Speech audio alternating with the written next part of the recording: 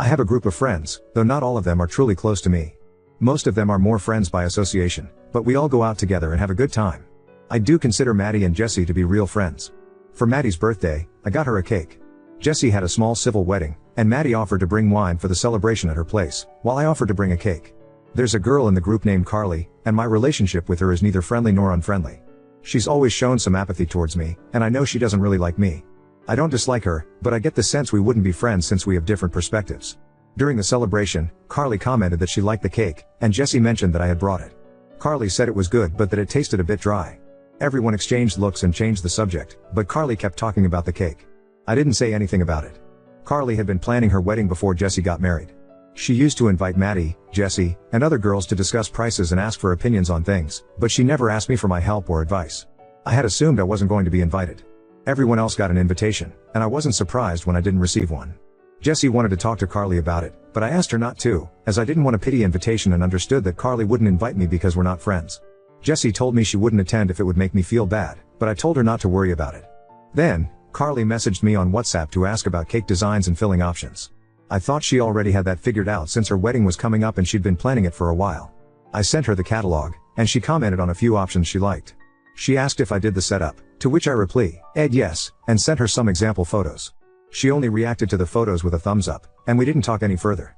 She didn't ask for a quote or schedule a consultation, so I assumed she wasn't interested in my service. This was over a month ago. Today, we went out to eat, and everyone was talking about the wedding. Her fiancé asked who I'd be bringing. I'm single, so I told him I wouldn't be attending. He asked why, and to keep the mood light and avoid drama, I mentioned I'd be traveling to visit my parents. He understood, but Carly asked me when I was leaving. I told her I'd be leaving on Wednesday, and she said, "The wedding's on Saturday. How are you going to set up the cake and desserts?" I asked which cake she was referring to, and she replied, "The one you're bringing to my wedding." I told her we didn't have anything scheduled, and she insisted she had our messages. I clarified that I had only given her options and set up photos, and since she didn't follow up, I assumed she wasn't interested. Her fiancé asked if anything could be done about it. I explained that the bakery requires a contract and a deposit. Maddie asked if Carly had paid a deposit or requested a contract. Carly replied, asking why she would need to, since it was my wedding gift to her and that I should make sure she had her cake for Saturday. I explained that I don't handle the bakery's schedule and that, with the wedding so close, they wouldn't accept a new order. Carly seemed upset and looked very uncomfortable. I asked for my bill, paid, and said goodbye, saying I needed to go.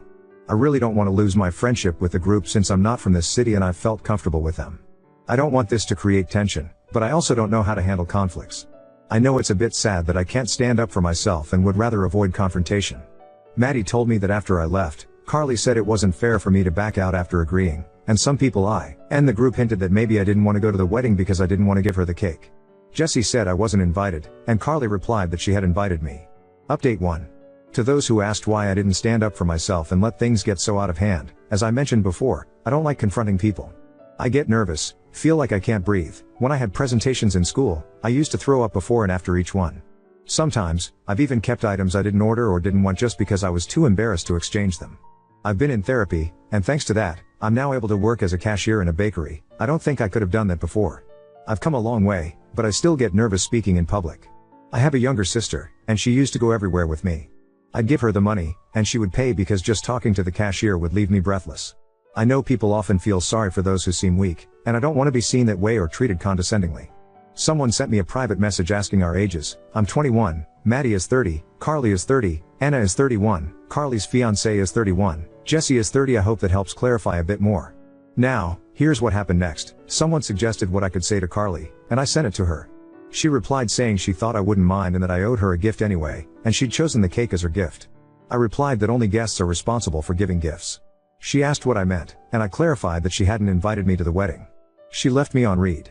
I messaged her fiancé something like, I don't want to cause drama or any misunderstandings, but I didn't commit to giving her the wedding cake.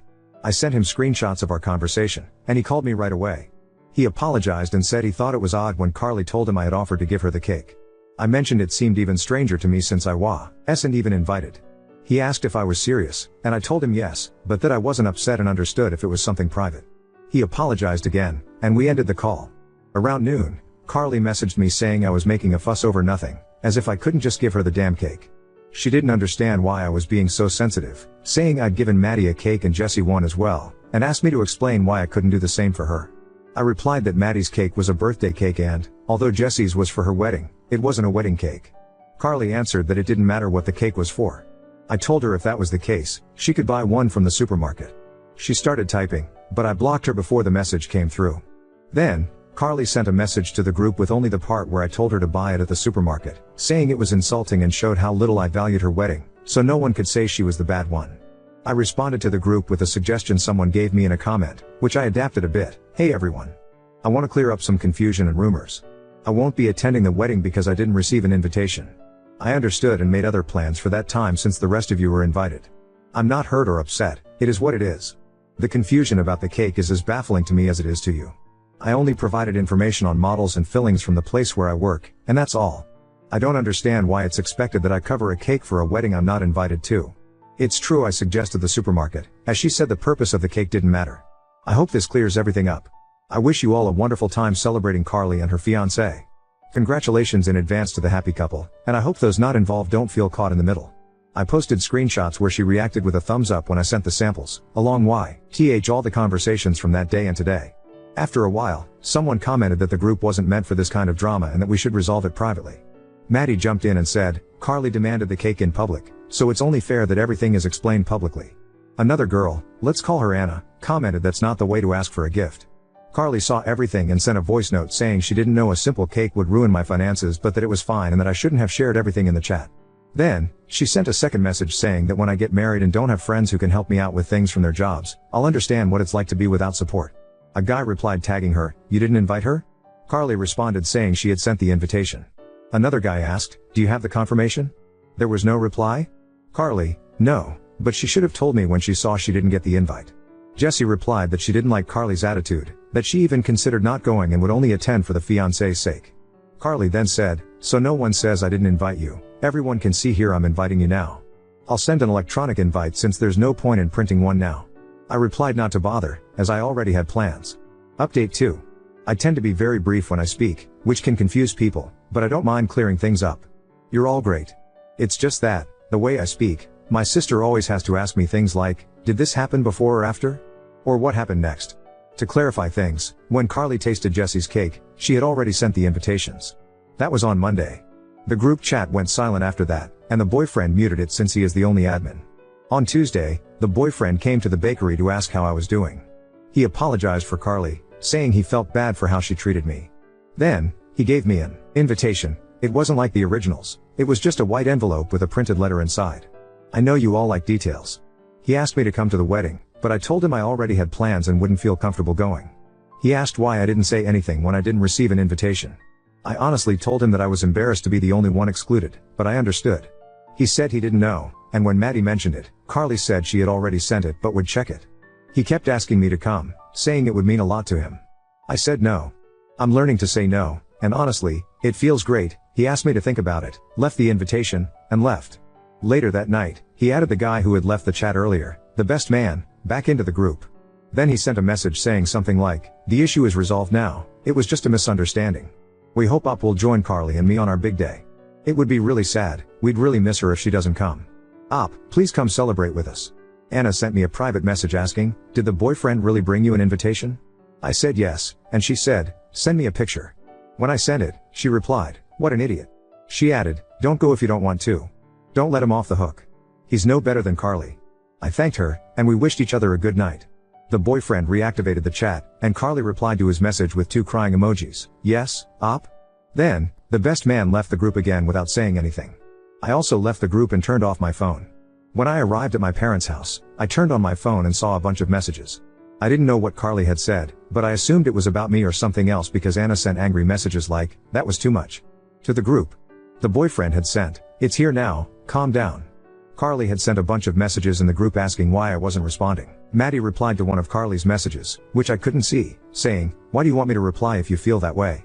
Apparently, Carly had said something like, that idiot never has an opinion about anything, and now she's trying to act interesting. Jessie responded in the group saying, she's not receiving the messages, she's not seeing this. I had a lot of private messages from Jessie, but I first opened the group chat. There were more messages, but honestly, I didn't feel well. I turned off my phone again. On Saturday, it was the wedding, and I saw the photos on Facebook. Jessie and Maddie had sent me private messages, but I didn't know what to say. In the end, Maddie came to see me at work. She asked if I was upset because she went to the wedding. I told her no. She mentioned that I hadn't responded to her messages, and I told her I was just stressed. She also told me that she asked Carly's mom about the whole cake issue. Carly's mom said she hadn't received it either because Carly wanted another girl to buy her cake a week before the wedding. Maddie told her that Carly had originally chosen a fake cake, and the guest cake was pre-ordered in individual portions. Carly's mom said she would talk to her, but thought it was just a misunderstanding. Maddie also mentioned that the best man told her he was going to cut ties with the boyfriend because of the resort issue and everything that happened. She said Carly was in a bad mood at the wedding, and the boyfriend got drunk, so they left early. But other than that, the wedding was fine. The original bridesmaids didn't end up being the bridesmaids at the wedding, they were other girls. Maddie also said that neither the best man nor Anna attended. Edit: Anna didn't send me angry messages, she sent them to Carly. The group is on WhatsApp. The messages I received were after I was added back, and the one Maddie selected. I'll tell you what happened with the best man, he's not on my side. He had a separate issue with the boyfriend and Carly. If Anna doesn't like something, she'll tell you. She didn't stand up for me because of me, she would have done it for anyone. Now on to second story. Wife wants a child of her own, dismisses my son as not a real family member, and now I consider divorce over her and my in-laws shocking betrayal. I, 28 male, got drunk at a friend's wedding and a woman, Anna 39F, whom I had rejected multiple times throughout the night, ended up forcing herself on me while I was nearly passed out. It was a whole mess and I fell into a deep depression. Things got worse when Anna showed up at my door after a few weeks saying she was pregnant. I begged her to have an abortion and leave me alone, but my dad and stepmother welcomed her into our house like nothing had happened. I never wanted to have kids, so when this happened I was clear with Anna that I didn't want anything to do with her, but I'd pay child support. I also cut contact with my dad for supporting her. After a few months, my son was born and Anna just disappeared. Nobody knew where she went or they didn't want to tell me. My dad also refused to help because I had cut him off, so I was on my own. To be honest, I fell in love with my baby right away. Seeing him fight to survive and then holding him in my arms was the happiest moment of my life. And while it was hard, I made it work, just the two of us. Then, 3 years ago I met my wife Claire, 26F. We dated for 1 year and have been married for 2. Even when we were just dating she was always perfect and she adored my son Archie, 5M now. She would play with him and read him stories and never said anything bad about him. She knew what had happened, but she was so loving and understanding, and I thought I had won the lottery by meeting her. The same happened when I met Claire's family. Everyone was so welcoming and they loved Archie so much. They offered to babysit him and even took him on vacation so Claire and I could have a weekend to ourselves. A few weeks ago, I told Claire that I wanted to have a vasectomy so we could have a better sex life. She asked me if I was really sure, and when I said yes she got very quiet and changed the subject. Now, even before we got married I was very clear that I didn't want any more children. At the time she said she was fine with that because we already had Archie. I knew she was upset, so I brought it up constantly until she finally admitted that she was hoping I'd changed my mind so we could have another child. Claire said she understood why I didn't want kids in the first place due to my childhood, but that I had become a perfect dad to Archie and I'd be a perfect dad for our second child too. She also said she had asked him if he wanted a little brother or sister and he had been very excited about it. I got upset when she said this and accused her of trying to manipulate my son, so we ended up having a big fight about it. The next day she apologized, but she still wanted me to think it over. She said she'd support me no matter what I decided, but that this was important to her. I told her that I was hurt because she had never mentioned this before and she just said that she was allowed to change her mind. Finally, she told me that we should talk with her parents so I could hear from them before making a decision. I admit I freaked out because I didn't want to discuss my sex life with my in-laws, but she assured me that she had just told them because they were close and she was looking for advice on how to bring it up to me. Anyway, last night we had dinner with her parents. We visit them every other Thursday since that's my Phil's day off, and it was a disaster. I explained how I'd never wanted kids until Archie was born and how even then he was the exception. For their part, they told me how much Claire wanted to have a child of her own and how this could be good for all of us. Where things got messy was when they said they wanted to have their first grandchild. I told them that Claire and I had been talking about her adopting Archie, and my mill said but he still wouldn't be my real grandson. They also said how they loved my son but they couldn't love him like a real family member because they were not related by blood. Finally, my wife said she was having second thoughts about the adoption because Archie already had a mom and she didn't think she'd be able to bond with him like a real mother, so that's also why she wanted to have a child of her own. I was devastated, but I didn't want to make a scene in front of my in-laws, so I just told them I'd think about it and to give me some time. So now I'm sitting at home thinking that I don't really know Claire. I didn't know she felt this way about my son and wondering if she had been pretending all this time. If we have another kid, I believe she and her family will just ignore Archie in favor of their real grandchild. And if we don't have another child, I fear she will just resent us or even become abusive towards my son. But at the same time, I don't want to throw away an otherwise perfect relationship and I really love Claire. Would I be the if I divorced my wife over this? I don't know if I'm overreacting or if this relationship can be saved. Any advice would also be welcome since I don't have anyone else I can talk to right now. Edit. Thanks everyone for the comments.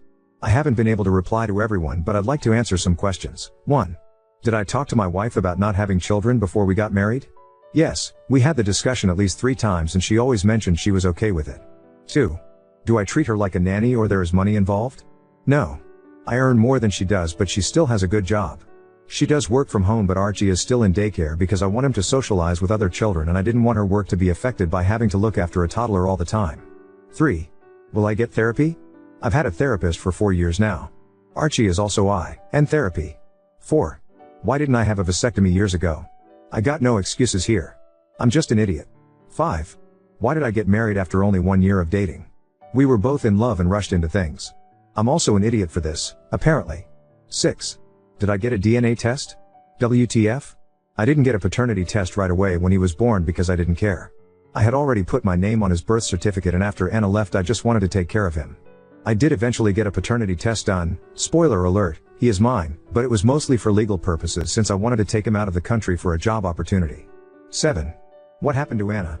Who knows? I never heard from her after she left. My dad said he didn't know anything, and my friends from the wedding said they didn't know where she went either. 8. Did I report Anna? I tried. Unfortunately, I grew up in a country with some outdated ideas and I wasn't taken seriously by the police. Finally, I know that my in-laws were biased and that they would take Claire's side. I knew that when I agreed to have dinner with them, but I genuinely wanted to know if there was something Claire wasn't telling me. I was, and still am, confused and full of doubts about the whole kids thing, so I wanted to understand where she was coming from and what she was feeling. I just never imagined they felt the way they did about my son. Update 1. I was happy to see so many people sharing their own experiences as step-parents or stepchildren and those who tried to put themselves in my wife's shoes. It gave me a new perspective and that helped a lot. I also saw some people asking for an update, so here it is. Since Archie plays football every Saturday, I asked a friend of us, whose son is also on the team, if she could look after Archie for a while. I wanted to have this conversation with Claire without my son present in case we started arguing again, so we just headed home to Tall after the game ended.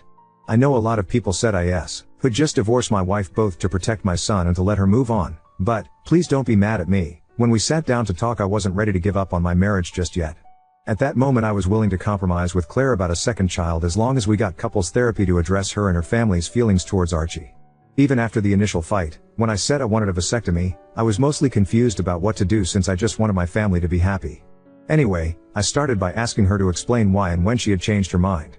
Claire started to apologize right away and she told me that she had always dreamed of having a big family. She said that she tried to convince herself that she could accept not having children because she really loved me and she also loved Archie. She admitted to lying when I had asked her about it because she didn't want to break up and she felt I was giving her an ultimatum of either choosing having kids or choosing me. I never intended it to be one, I just didn't think it was fair for any of us to be in a relationship if our goals didn't align. She also admitted that she had always been hoping I would change my mind once I saw what an excellent mom she was to Archie. What surprised me the most is that apparently my Mill tried to convince her not to get married because it wasn't fair of her to expect me to change. Claire also told me it was Mill's idea to babysit Archie and do all those things together so my wife could bond with him and get used to the idea that he may end up being our only child. When I asked her why her mom had made the comments about blood being important, Claire said she had asked her parents to say that to convince me why it was important for her to have her own kids. I told her how hurt I had been by what they said and also when she told me she had changed her mind about the adoption. Claire said she was just scared that one day Archie would want to reconnect with his birth mother, and that he wouldn't love her anymore. Apparently she had been reading a lot of stories from other step-parents who had been cast aside, especially when the birth parents showed up again or if there was a divorce involved. Her anxiety got worse around a year ago. According to Claire, she had always introduced herself as Archie's stepmom when she picked him up from the daycare because she didn't want to take Anna's place. I lost my patience and reminded her that Anna had abandoned us so there was no place to take. At this point we started arguing and going in circles. She accused me of not understanding how hard it is to be a step-parent and I told her she was fighting against windmills. After we calmed down a bit, she told me she got even more scared of being replaced when Archie started asking about his mom. She also felt guilty because she was sure he only asked because she kept correcting everyone about the whole mother/stepmother thing. She also said I made it worse because I didn't tell him the truth about Anna and tried to sugarcoat things by telling him that his mom felt guilty because he had been born very sick and she didn't want to see him suffer. Honestly, I just didn't know what to tell him because I didn't want him to feel sad about being abandoned. Claire accused me of still caring about Anna, WTF, and that's why I didn't want to paint her in a bad light. When I told her I just panicked and made up a lie in that moment, she said I should have just refused to answer and take Archie to a therapist. We did get him one the same month. That's when Claire said I should have tried to find Anna so we could have split custody and Archie could be with his real mom. I admit I lost it and started yelling at her that Anna was just a horrible person and that if it were up to me she'd never see Archie. She had SA'd me, she had tried to manipulate me when she got pregnant, she had abandoned my son right after he was born and, after all these years, she had never bothered to reach out. Claire yelled back saying I couldn't understand what a woman goes through and that maybe she left because of PPD and that I made it worse by just giving up and moving to another country where Anna couldn't find me. I said that wasn't the reason why we left and she knew it. I also told her how everyone who knew me back home had Ning contact information and my address, so it's not like I was hiding. What finally broke me is that she said it was my fault that Anna left because I refused to step up and do the right thing by marrying Anna. She tried to apologize right away and said she didn't mean it, but I just told her to leave and that I wanted a divorce. I'm ashamed to admit it, but I just locked myself in Archie's room and started to cry like a baby until she left. She just packed some stuff and later sent me a text saying she'd be staying with her parents. The rest of the day was a blur. I went to pick up my son and briefly told NY friend I was getting a divorce. She and her wife hugged me and told me they would support us in any way they could, especially if I needed someone to look after Archie. I spent the rest of the day with him and we decided to have a pijamada, just the two of us. We ordered pizza, played with his new toys and watched some movies until he fell asleep. Since I can't sleep, I thought I'd write this update to vent or something. I feel like my life just imploded and I'm so heartbroken. I don't even know how Archie is gonna take it, so that's also gonna be hard.